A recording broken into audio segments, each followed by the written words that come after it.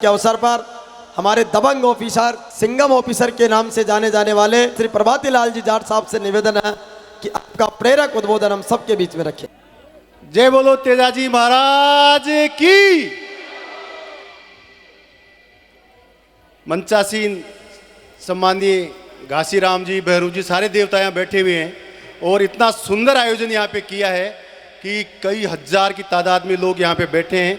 मैं आज यहाँ पे इतनी भीड़ में मेरे पिता तुल्य बुजुर्ग भी हैं, माताएं, बहनें और बच्चे बच्ची, इतना अच्छा कार्यक्रम यहाँ तेजा जी का देखने के लिए आए हैं। तेजा दर्शन अपने आप में बहुत बड़ा शब्द है।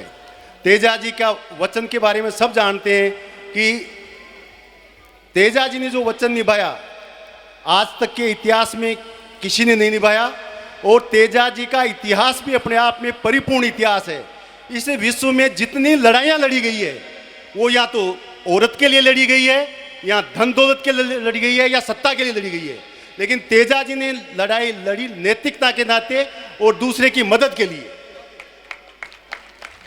इसलिए ऐसे टाइम पे हमें हमारे जो लोक देवता हैं, जो महापुरुष हैं, और ये किवाड़ा जी आप जानते हो, बहरू जी, तेजा जी, ये सब बैठे हैं यहाँ पे, लेकिन तड़का लगाने वाले किवाड़ा जी से नहीं हो तो इस कार्यक्रम का मजा ही नहीं आता।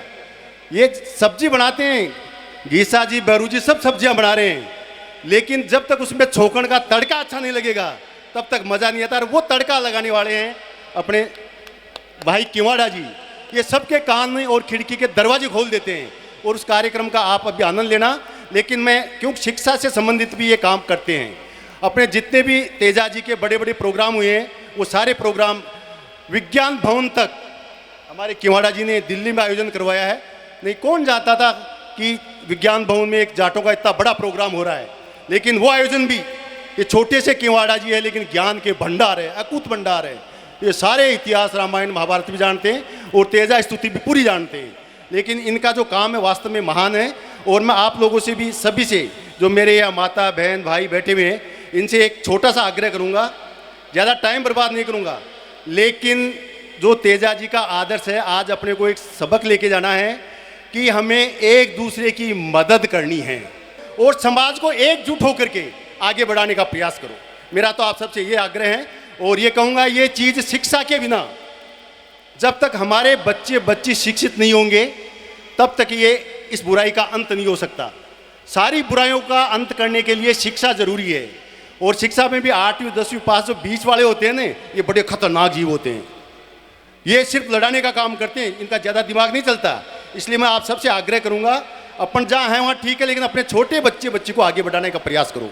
अगर बच्चा बच्ची ग्रेजुएशन कर लेगा, 14वीं पास कर लेगा, वो लड़ाएगा नहीं, वो खुद को विकास की बात सोचेगा कि मैं आगे बढ़ूँ, कोई पटवारी बनूँ, ग्राम सेवक बनूँ, तहसीलदार बनूँ, RS बनूँ, IAS बनूँ, और समाज में अपना नाम रोशन करूँ, माँ बाप का नाम रोशन करूँ, अपने गुरुजनों का नाम रोशन करूँ। अभी इतने सम्मानित गुरु यहाँ पे आए थे, तो आप अपने बच्चे बच्चों को सिखा दीजिए कि आपके अंदर टैलेंट इतना है कि आप IAS बन सकते हो, कलेक्टर बन सकते हो, तहसीलदार बन सकते हो, SDO बन सकते हो।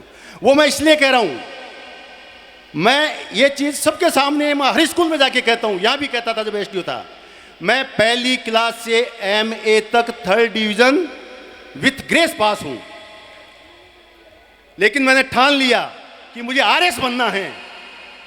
अगर आपने भी, ये बच्चे बच्चों ने ठान लिया कि मुझे RS बनना है, तो आपको कोई भी पढ़ने से नहीं रोक सकता। आपकी सकारात्मक सोच होनी चाहिए। नहीं बन सकते क्या? जब 3rd डिवीजन आदमी RS बन सकता है तो आप 1st डिवीजन हो, सारे बच्चे बच्ची, आप में IAS बनने की काबिलियत है। लेकिन जज्बा जगाइए कि मैं जब तक ये नहीं बन जाऊंगा चैन से नहीं सोऊंगा। आपको कोई नहीं रोकेगा, कोई नहीं रोकेगा, कोई नहीं रोकेगा, मेरी गारंटी है। तो आप सबके लिए मेरी बहुत बहुत शुभकामनाएं।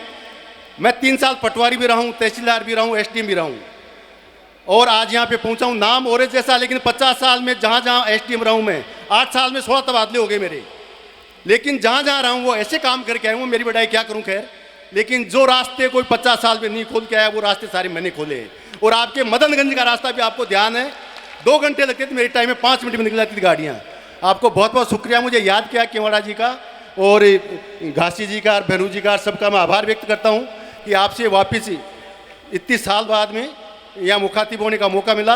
और अभी मैं इनकी स्कूल में देख के आया एक लैब, इतनी गजब की लैब जिसमें 6ठी क्लास के बच्चे हवाई जहाज उड़ा रहे हैं, ड्रोन उड़ा रहे हैं। मतलब जो 12वीं पास कर लेते हैं इसके बाद में लैब में बच्चे पढ़ते हैं। लेकिन गुरुजी को मैं बहुत बहुत धन्यवाद देना चाहता हूँ, काशीराम जी को। इतनी अच्छी लैब बनाई जिसमें भारत सरकार ने 20 लाख रुपए दिए, और आपने कल देखा होगा ड्रोन से फूल बरसाए थे, वो हमारी 6ठी क्लास के छोटे छोटे बच्चों ने उसका निर्माण किया है। तो यहाँ पे इतनी अच्छी संस्थाएं हैं और इतने अच्छे गुरुजन बैठे हैं। मेरा यही है तकनीकी शिक्षा पे ध्यान दें और प्रशासन में ये कब्जा कर लो पूरा। हम क्यों नहीं कर सकते, हमारे अंदर योग्यता है। अरे आप ये कर लो कि कौन कहता है कि आसमान में सुराख नहीं हो सकता? कौन कहता है कि आसमान में सुराख नहीं हो सकता? एक पत्थर तो यारो तबीयत से उछालो, उसमें भी छेद हो जाएगा। थैंक यू, बहुत बहुत शुक्रिया।